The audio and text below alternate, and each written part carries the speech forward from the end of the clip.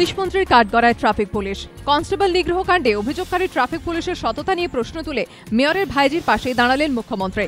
খাড়া করলেন বাচ্চা মেয়ের তত্ত্ব। আজ বিধানসভায় মমতা বন্দ্যোপাধ্যায় বলেন, কলকাতায় বাচ্চা মেয়েদের একটা ঘটনা ঘটেছে, তা বলে ট্রাফিক পুলিশ লাইসেন্স সিজ করবে? পুলিশ ঘটনা তদন্ত করছে, আমি এ ব্যাপারে ইন্টারফেয়ার করছি না। সবার কাউন্সেলিং দরকার। আপনারা রাস্তায় বেরোলে কি এরকম হয় না?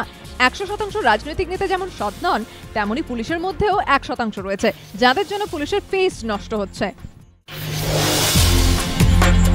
সিবিআই নিয়ে মমতা বন্দ্যোপাধ্যায় নয় উপলব্ধি স্বীকার করলেন, আগে কথায় কথায় সিবিআই চাওয়া ভুল হয়েছে। আজ বিধানসভায় মমতা বলেন, আগে আমিও সিবিআই চাইতাম, কিন্তু দেখেছি আমার ধারণা ভুল ছিল।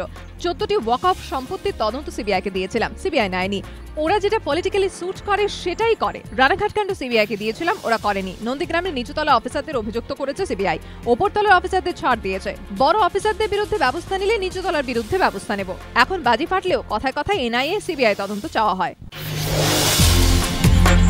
রাজ্যে আইন শৃঙ্খলা পরিস্থিতি ভালো নয় বলে মন্তব্য করলেন কেন্দ্রীয় স্বরাষ্ট্রমন্ত্রী রাজনাথ সিংহ। বললেন, এই রাজ্যে বিভিন্ন জায়গা থেকে একের পর এক বোমা উদ্ধারের ঘটনা রীতিমতো উদ্বেগজনক।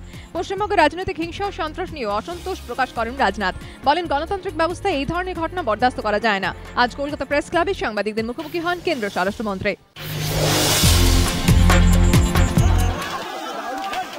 খেলার মাঠ জবরদখলের বিরুদ্ধে রুখে দাঁড়ালেন স্থানীয় বাসিন্দারাই। অভিযুক্ত প্রমোটারদের গণপিটুনি।